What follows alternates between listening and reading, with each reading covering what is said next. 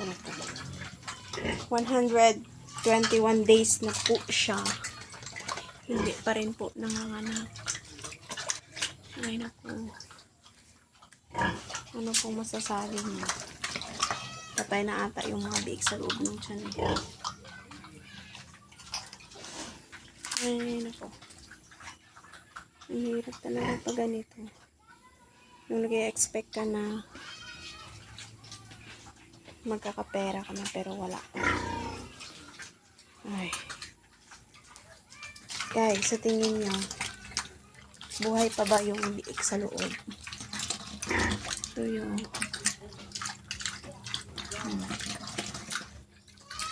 naman yun. Tapos tawan. Malakas siya kumain, ha? Pero hindi siya nagbibigay ng sign na manganganak na siya. 121 days na.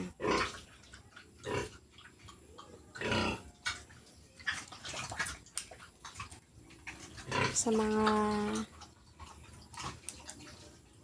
may alam dyan, ano pong kaya ang tamang gawin.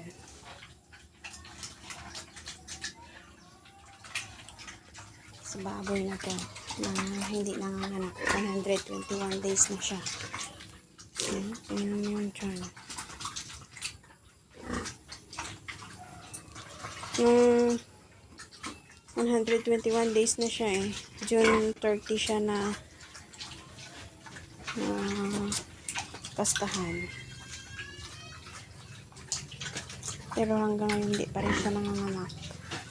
Patay na ata yung mga biik sa loob.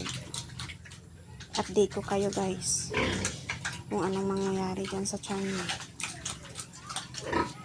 Pag-comment naman po sa mga alam dyan kung ano po ba ang dapat pong gawin dito. 121 days na hindi pa rin nanganganak.